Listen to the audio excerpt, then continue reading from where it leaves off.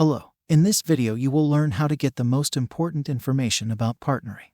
How to build the relationships that result in great success. What do I gain from this? Maximize your influence by cultivating long-term relationships. This individualistic society encourages us to pursue personal success and self-sufficiency at the expense of our relationships with our colleagues and loved ones, even if it jeopardizes our friendships and family life. Consequently, we're facing a loneliness crisis, with many finding it difficult to build meaningful relationships, both at work and at home. Long-term relationships are at heart when it comes to a meaningful life and a successful business. Many leaders, such as the founders of Innocent Drinks and the group that worked together to close the ozone hole, have developed into their best selves and maximized their positive impact by nurturing their relationships. This is the place to go if you want to build stronger bonds with friends, family, or romantic partners, whether for business or personal reasons. Jean Olwing has conducted over 60 interviews with business and life partners and has distilled her findings into 6 fundamental principles for finding,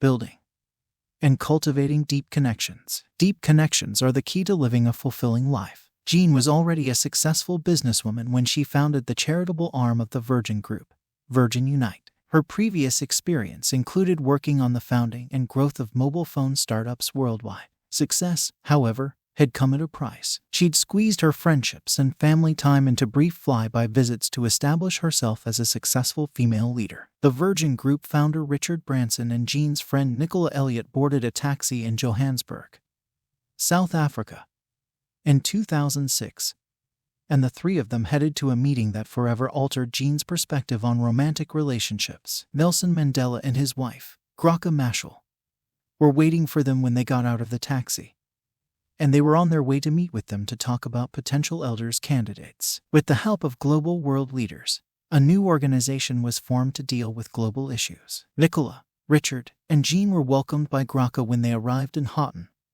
a leafy suburb of Johannesburg, and her radiance and generosity made her seem immediately familiar. As a former education minister and freedom fighter in Mozambique, Graca has transitioned into a role as a global voice for women and children. Her joy was immediately heightened when she was joined in her home by none other than Nelson Mandela, who, with his beaming smile and towering presence, entered the living room. In addition, the room was filled with Graca and Mandela's love for one another. This was more than just a romantic relationship. It was a bond that helped them achieve their goals in life. During the meeting, Nelson Mandela told many stories about his former colleagues and friends, including former Secretary General Kofi Annan and former U.S. President Jimmy Carter. Jean realized that Mandela had become the person he is known for through his relationships on that day. Great leaders can create something greater than themselves because of their deep connections. While society encourages us to focus on our own individuality, she realized that the true meaning of life can only be found in our relationships with others. Since then, she has spent the last 15 years researching what it takes to create deep connections and collaborative projects that impact the world for good. Developing meaningful relationships can help you achieve your life's purpose. Most people believe that finding one's life's purpose is a solitary endeavor. When people come together, however, the most significant change occurs. In other words, building meaningful relationships is the first step in elevating your life's purpose. We have the potential to become part of something greater than ourselves if we cultivate meaningful relationships. A common goal can even change the world,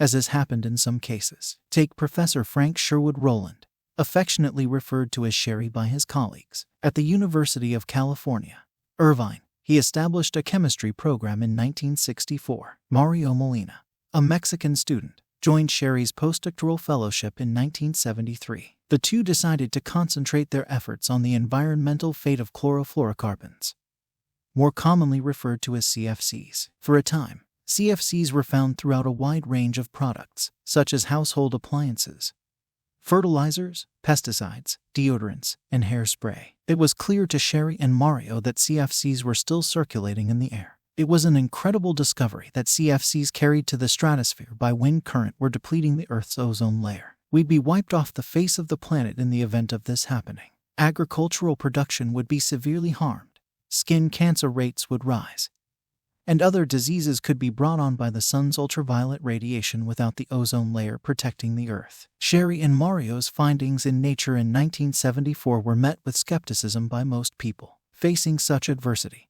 Both scientists began a grassroots campaign to compel business leaders, politicians, citizens, and media outlets to act. Businesses profiting from the multi-billion-dollar CFC industry and some of their own colleagues who believed that activism had no place in the scientific community attacked them at first. However, Sherry and Mario persevered in their efforts because they shared a common goal: saving humanity. Ozone layer holes have been discovered by scientists in Antarctica 10 years after they were first discovered. Ozone layer depletion was confirmed by subsequent studies, which found that it was alarming. Finally, the world was paying attention. In 1987, the Montreal Protocol was established, which set a plan to ban CFCs and other ozone-depleting chemicals in motion. The agreement was signed by 197 countries, and Sherry and Mario won the Nobel Prize in Chemistry. By forming alliances, we allow ourselves and our organizations to become part of something much more significant than we could have done alone. It's not about money or power.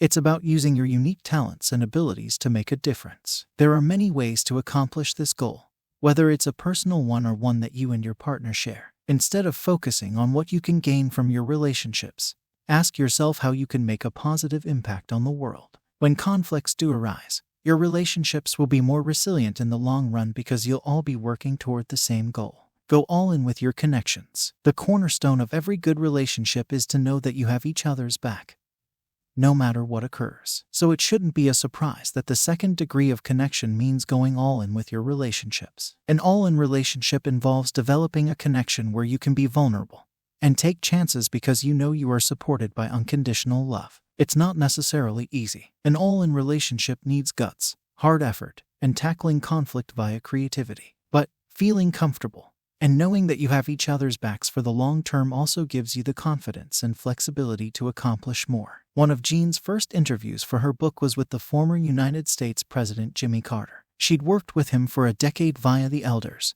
and she knew President Carter well.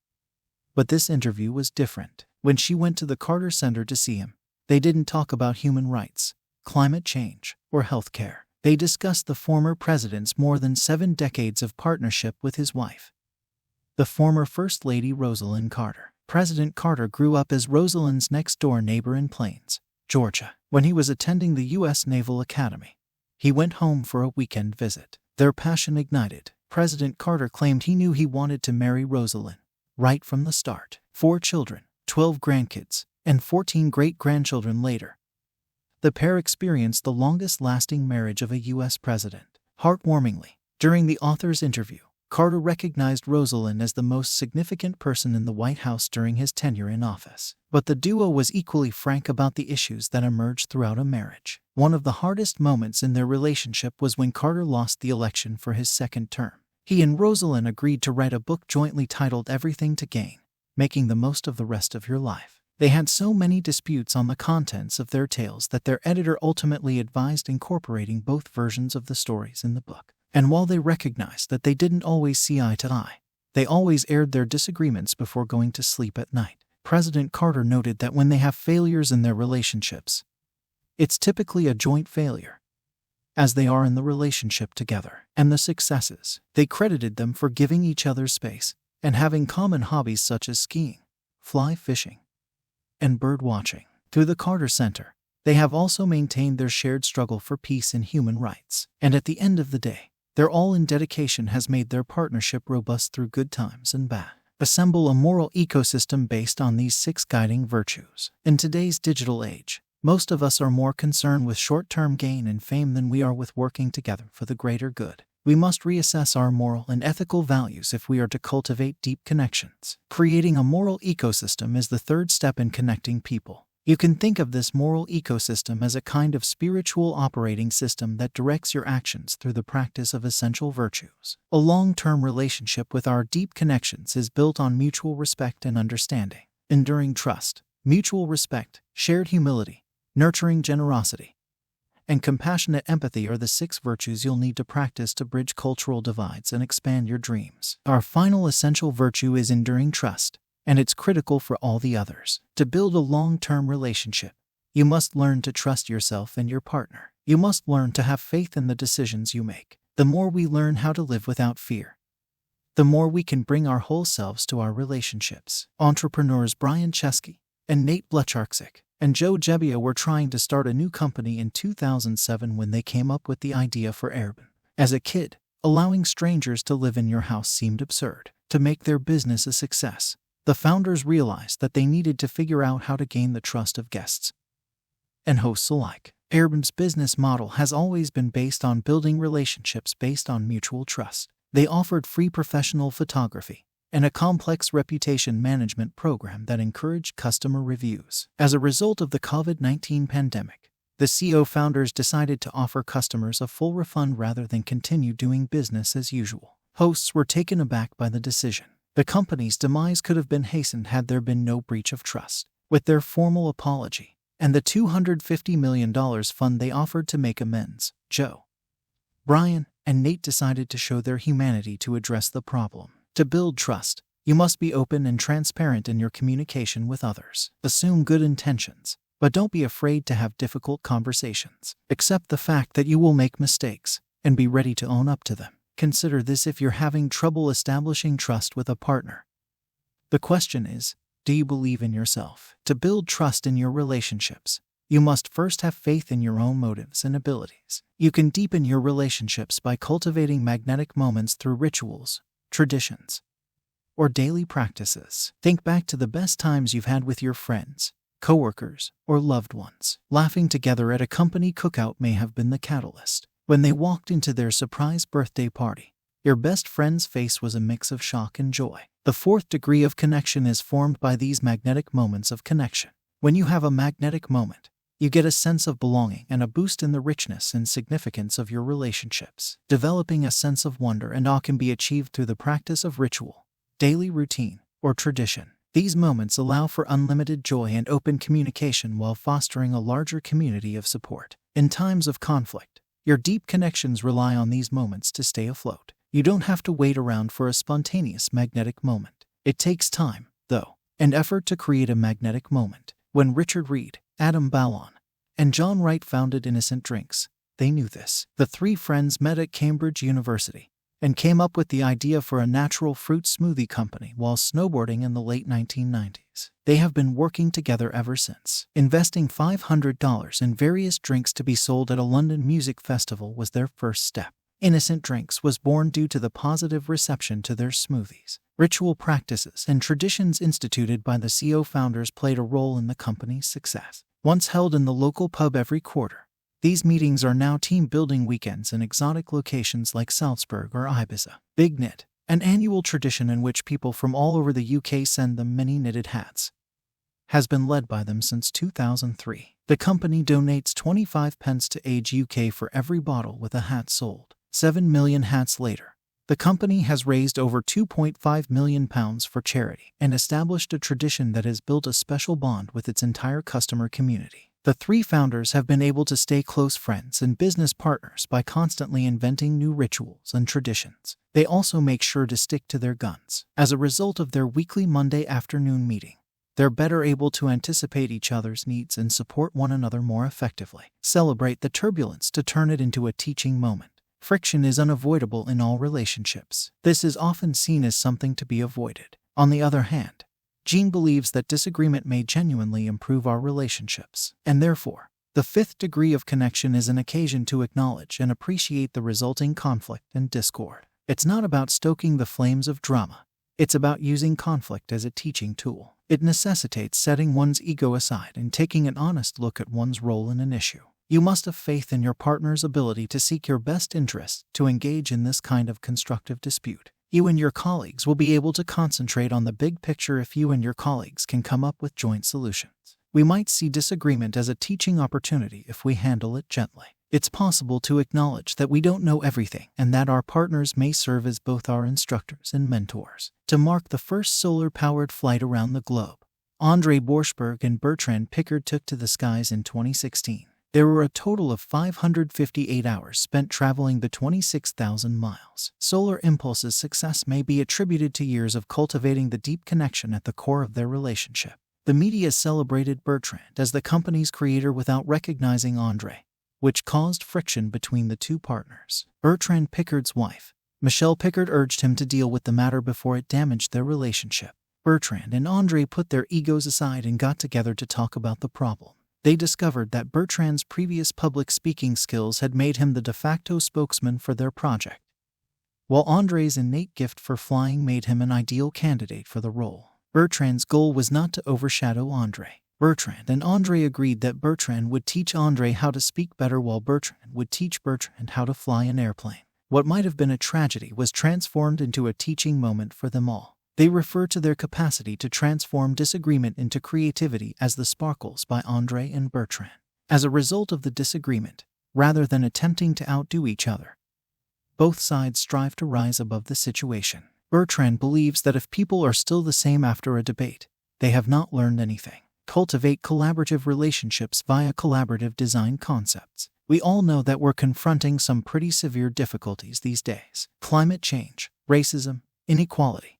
These concerns will demand a significant effort of joint solutions. In many situations, fixing these difficulties involves a varied team of people which spans countries and boundaries. And deep connections will be at the center of addressing these global difficulties. The sixth degree of connection is group ties. Pooled connections are a set of design ideas that promote practical cooperation. Consider this. When most individuals are putting together a group for collaborative work, technical skills, expertise, or recognition are generally the variables. But what if deep connections were at the core of putting up a successful group?